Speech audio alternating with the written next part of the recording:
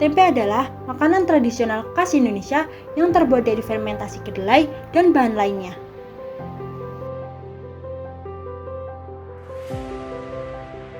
Sejak dahulu, tempe sudah menjadi makanan pokok bagi masyarakat Indonesia. Tempe memiliki kandungan protein yang tinggi sehingga membuat kaum vegetarian menggunakan tempe sebagai bahan pengganti daging. Bahkan jika bahan tempe berada di tangan orang kreatif, bahan tempe bisa melejit.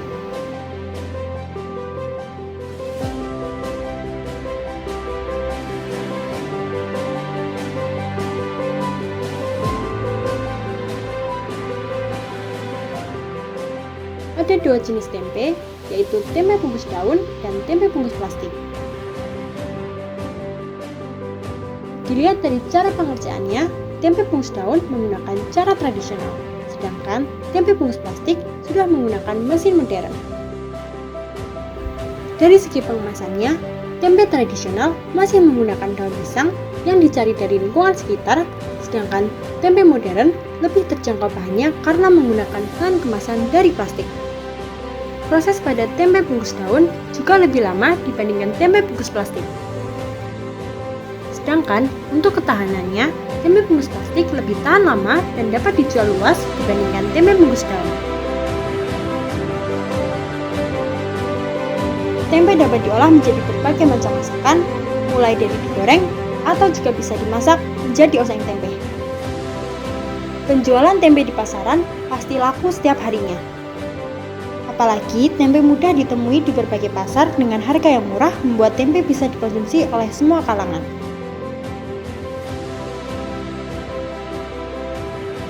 Persaingan antara produsen semakin meningkat, apalagi banyak produsen yang saat ini sudah menggunakan mesin modern.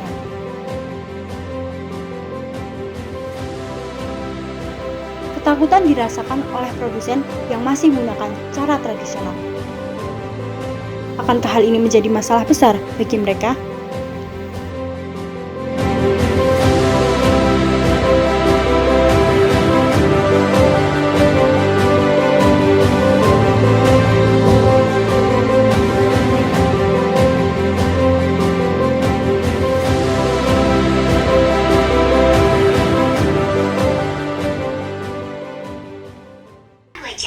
Lalu kemudian direbus. Setelah itu, kedelai direndam kembali selama 20 jam.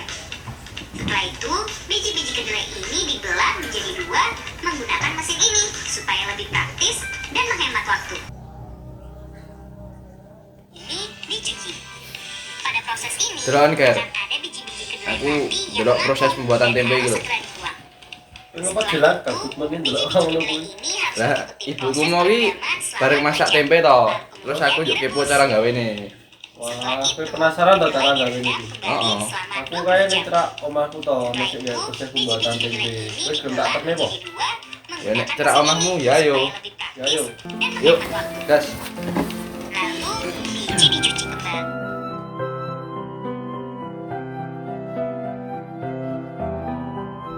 Permisi Mbak. Ini ada teman saya tadi penasaran sama proses pembuatan tempe. Makanya ini mau lihat proses pembuatannya.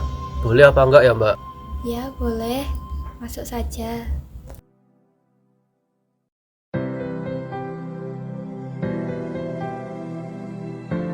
Tempat produksi tempe yang terletak di Desa Wanujaya Kidul, Sri Martani Piungan, Kabupaten Bantul, Daerah Istimewa Yogyakarta masih memproduksi tempe dengan cara tradisional. Untuk saat ini, cukup sulit untuk menemukan tempat pembuatan tempe secara tradisional. Apalagi yang masih menggunakan dedaunan sebagai kemasan tempe. Sebenarnya ada banyak jenis daun yang bisa digunakan sebagai bungkus tempe, salah satunya adalah daun pisang.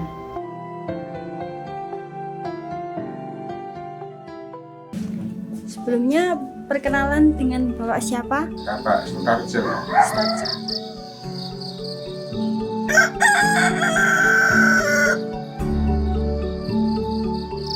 Kalau untuk pembuatan tempe ini kira-kira dari tahun berapa mungkin Pak? Mulainya dari tahun 2006 Pak. 2006 ya? Ya, 2006. Itu orang tua udah nggak nempel lagi, lalu diteruskan. Penyetoran tempe ke pasar dilakukan mulai pukul 5:30 pagi dan setelah selesai mulai melanjutkan pembuatan tempe untuk disetor di kemudian hari setelah proses peragian selesai.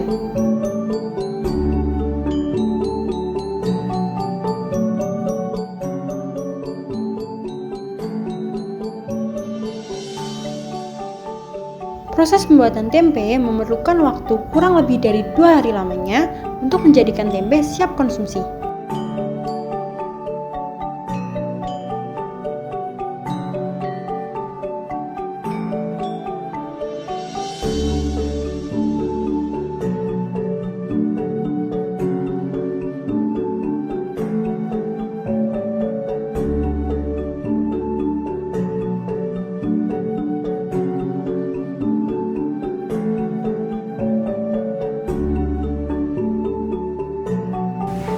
Boleh dijelaskan proses pembuatan tempenya Pak dari awal sampai akhir? Dari awal itu kedelai dicuci dulu, lalu direbus, direndam 1 hari, lalu digiling.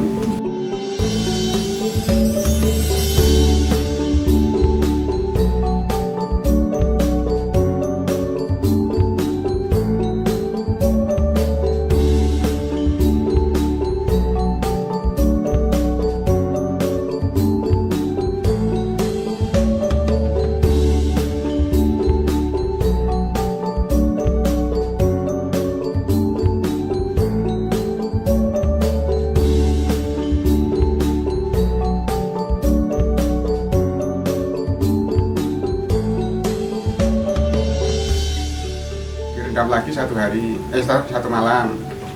Setelah itu paginya ini diprosesnya dikukus gini, lalu itu nanti siang udah bisa dibungkusi. Prosesnya gitu.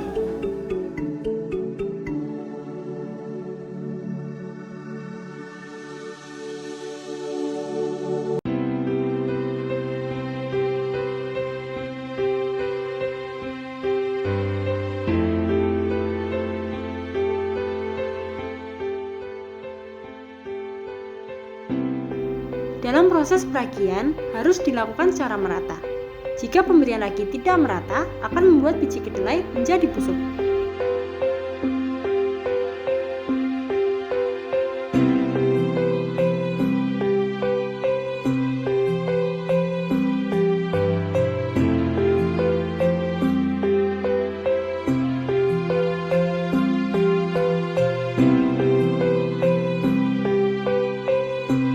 Setelah proses peragian, kemudian dilanjutkan dengan proses pembungkusan menggunakan daun pisang yang diambil dari sekitar rumah produksi.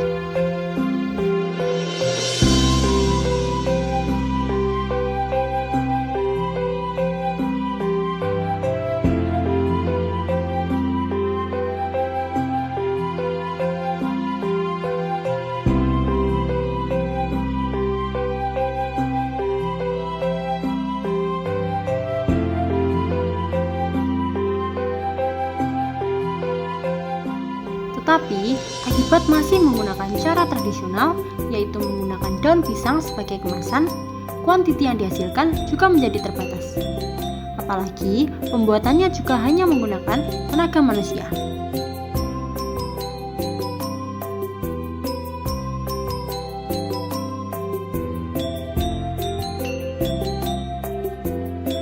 Itu sebabnya, tempe bungkus daun menjadi sulit untuk dicari.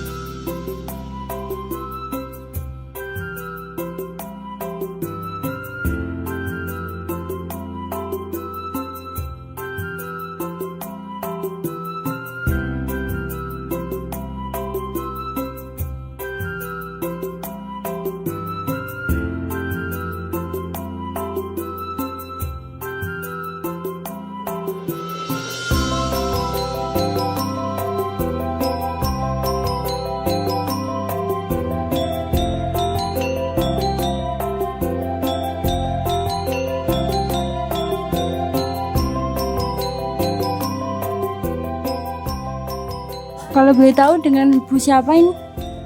Dengan Bu siapa? Ya.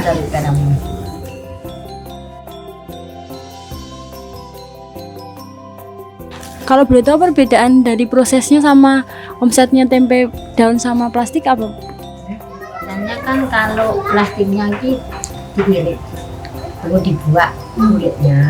Kalau ini kan enggak, cuman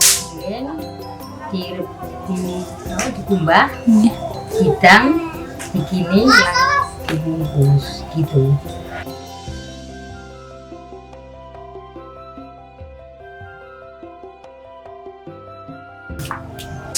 Kalau proses peragian yang tempe plastik itu langsung udah jadi dibungkus atau nunggu jadi dulu baru dibungkus?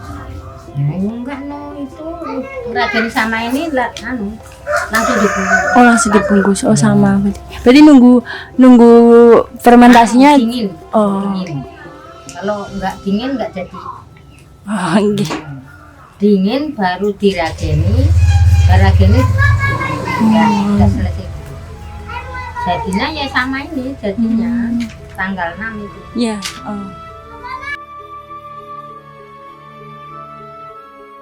Untuk limbahnya sendiri bisa dimanfaatkan sebagai pakan ternak yang digunakan sebagai penggemukan hewan ternak karena masih ada sisa nutrisi dan protein pada limbah tersebut. Sisa ampas dari proses pembuatannya juga bisa diolah kembali menjadi tempe gembus. Kalau orang baru mau beli nggak bisa, harus pesan dulu. Usaha ini kira-kira inovasi dari sendiri atau mungkin dari turunan dari keluarga? Apa? Usahanya ini? Dulu waktu itu ya dari keturunan dulu.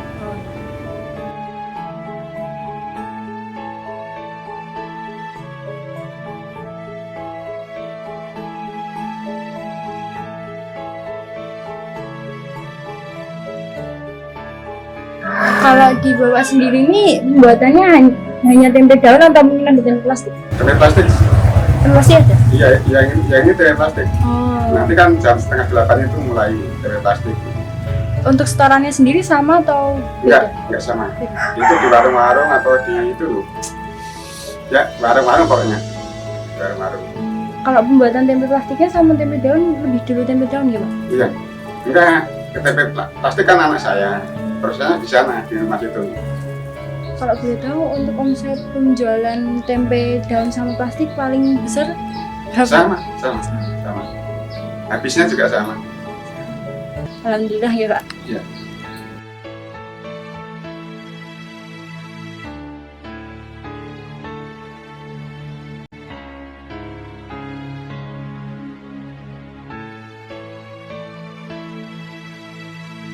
Selain memproduksi tempe daun, Pak Sutarjono beserta keluarga juga memproduksi tempe plastik. Dari segi proses hingga pengemasan memiliki perbedaan, namun dari segi omset, tempe plastik dengan tempe daun memiliki omset yang sama. Dari sini dapat disimpulkan bahwa penjualan tempe daun di pasaran juga masih banyak peminatnya. Hanya saja, ketahanan pada tempe yang berbeda, serta ekspor tempe daun tidak dapat seluas seperti tempe plastik.